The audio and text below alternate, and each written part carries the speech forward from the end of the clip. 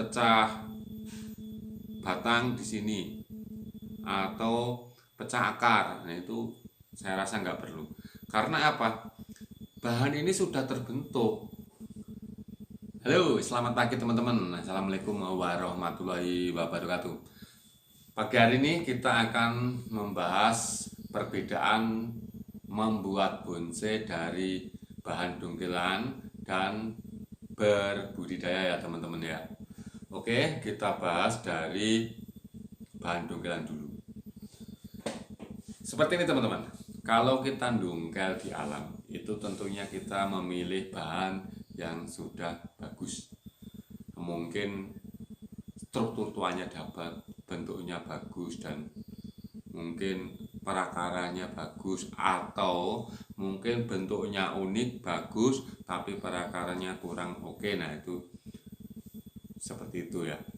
Jadi kalau kita mengolah bahan bonsai dari dongkelan ini, apabila sudah kita tanam hidup, nah ini di sini kita tidak perlu lagi ya membuat misalnya akar yang melingkar atau akar yang tidak kurang sesuai seperti itu.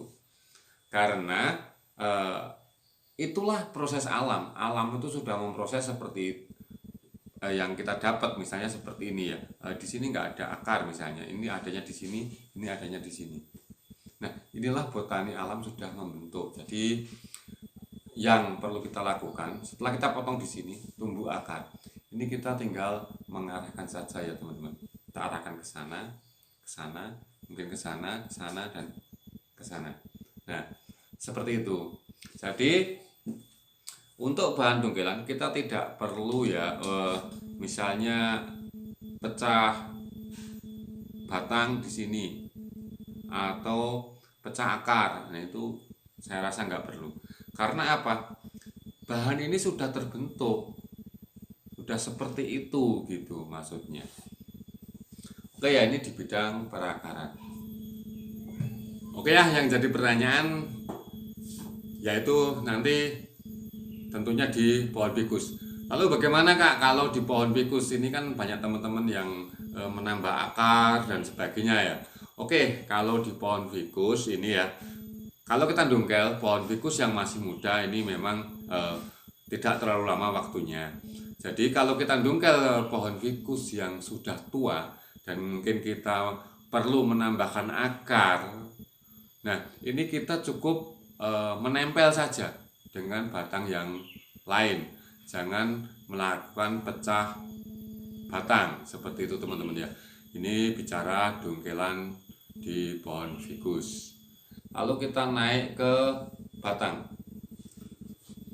Kita mengolah bahan dongkelan ini seperti ini. Ini kita tidak perlu lagi ya menambah misalnya goresan atau pesan tua atau mungkin pecahan dan sebagainya ya. Karena batang ini sudah terbentuk sesuai botanik alamnya, karakter dari pohon ini sendiri. Nah, seperti itu. Jadi kita tidak perlu menambah. Misalnya mungkin ada yang ini ya, kering. Nah, kalau kita menambah ini untuk menambah kesan cantiknya atau kesan seremnya, ini itu nggak apa-apa. Jadi yang penting ya jangan coba-coba untuk bahan yang sudah tua itu pecah akar ataupun melukai di sini lagi untuk menambah kesan tua, itu jangan. Karena menurut pengalaman saya, kalau kita perlakukan bahan ini seperti budidaya, ini hanya akan kering teman-teman dan akhirnya mati. Kecuali saya bilang tadi kita menambah luka, kita menambah pengeringan. Mungkin di sini ada yang kering, kurang pantas, kita tambah sedikit, itu nggak apa-apa. Kenapa kita perlakukan seperti itu? Ya karena batang ini sudah tua. Terus kita naik ke cabang ya. Kita naik ke cabang. Cabang yang berasal dari dongkelan ini akan tumbuh tidak beraturan. Misalnya ini ya, ini akan tumbuh di sini, ini tumbuh di sini. Nah, kita cukup memanfaatkan itu saja, titik tumbuh dari mata tunas itu kita manfaatkan sebaik-baiknya.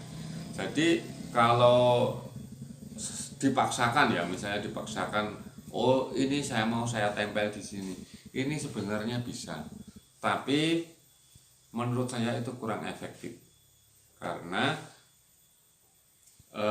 bahan yang sudah tua atau kambium yang sudah tua ini kalau kita sambung itu sangat susah. Ini buktinya ya, ini buktinya kita sambung ini sangat susah. Jadi di mana mata tunas, nah disitulah kita pakai. Kalaupun kita akan menyambung, ya kita sambung di sini, di batang yang muda. Nah seperti itu teman-teman. Terus untuk misalnya bentuk ya, konsep ya, kita ya ikuti bagaimana pohon ini tumbuh. Alasan apa pohon ini bisa seperti ini. Nah kita ikuti saja seperti itu. Misalnya ini nekuk sini, ya udah kita ikuti nekuk ke sini lagi, dan ikuti nekuk ke sini lagi. Gitu teman-teman untuk percabangannya. Yang lain lagi ya, misalnya kita punya dongkelan serut misalnya. Kalau kita pecah batang ya nggak mungkin bisa seperti itu. Kalau yang bisa dipecah batang misalnya kita dongkel pohon asam Jawa misalnya ya, yang sudah berbatang tua. Nah ini juga tidak akan bisa. Andai kata bisa pun ini akan sangat lama sekali karena pertumbuhannya sudah tidak seimbang teman-teman. Jadi kalau misalnya ya yang biasa kita pecah itu pohon asam Jawa, kita bicaranya pohon dongkelan asam Jawa ya. Kita pecah di bawah, ini sembuhnya akan sangat lama karena tidak ada keseimbangan antara di atas dan di bawah. Sedangkan batang ini sudah tua. Nah seperti itu teman-teman ya, untuk mengolah bahan dari dongkelan. Menurut hemat saya, bahan dongkelan cukup kita ikuti. Jadi perakaran sudah tidak perlu kita pikirkan lagi, kita hanya memikirkan di percabangannya saja. Seperti itu. Kesan tua sudah, yaitu kesan tua sudah tidak perlu kita tambahkan. Ya itu kita dapatnya pesan tuanya seperti itu. Nah itu teman-teman. Oke ya, untuk pembahasan bahan dongkelan seperti itu, kita beralih ke bahan budidaya teman-teman.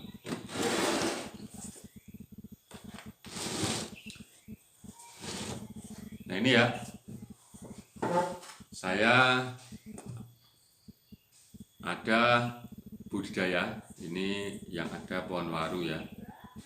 Kalau bahan budidaya ini bisa kita olah sedemikian mungkin ya. Misalnya kita mau membuat perakaran yang bagus, yang melingkar, terus yang mencengkeram, itu bisa karena kita olah dari bahan yang kecil. Jadi batang ini masih muda. Nah seperti itu. Terus misalnya kita mau membuat percabangan yang sesuai keinginan kita, itu pun masih mungkin. Ini misalnya seperti ini. Ini bonsai, ini bahan dulunya tinggi, saya potong di sini, ya. Lalu ini kita ganti dengan waru jenis lain. Ini kalau yang ini kita ganti dengan jenis waru Jepang ya. Nah seperti itu teman-teman. Ini mungkin. Jadi untuk menambah kesan tua di batang ini kita lakukan. Karena apa? Ini sebenarnya kan masih muda, umurnya saja baru 2 tahun. Jadi nggak mungkin umur 2 tahun kok sudah bergerak seperti ini, sudah ada alur-alur seperti ini. Kalau di alamnya tidak mungkin, pasti masih halus. Nah, disinilah letak kita untuk menciptakan bahan yang seperti tua tersebut. Jadi kita lakukan mungkin pahatan atau mungkin goresan atau mungkin pecah batang ya, seperti itu. Ini gunanya untuk menambah kesan tua ataupun memunculkan karakter tua di bahan bonsai yang kita budidaya ini. Nah, seperti itu teman-teman ya. Terus untuk percabangan ya kita tentukan seperti apa pohon yang akan kita buat, atau pohon tegak lurus ataupun pohon miring ataupun pohon yang tumbuh di tanah datar atau pohon yang tumbuh di tanah miring atau di pinggir tebing. Nah, seperti itu kita tentukan. Oke teman-teman ya, mungkin seperti itu dari saya. Ini pembahasan tentang perbedaan membuat bonsai dari bahan budidaya dan bahan dongkelan.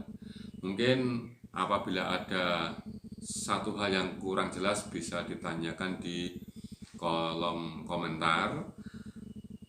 Kalau saya bisa menjawab akan saya jawab. Kalau saya bisa membikinkan konten saya bikinkan. Apabila saya tidak bisa menjawab, saya akan tanyakan ke orang-orang yang lebih ahli dari saya. Dan apabila saya tidak bisa membikinkan konten lagi untuk diperjelas, nah ini akan saya carikan bahan yang sesuai dengan pertanyaan Anda. Oke, terima kasih. Apabila saya banyak salah menyampaikan, saya mohon maaf yang sebesar-besarnya. Akhir kata, wabillahi taufiq wal hidayah. Wassalamualaikum warahmatullahi wabarakatuh.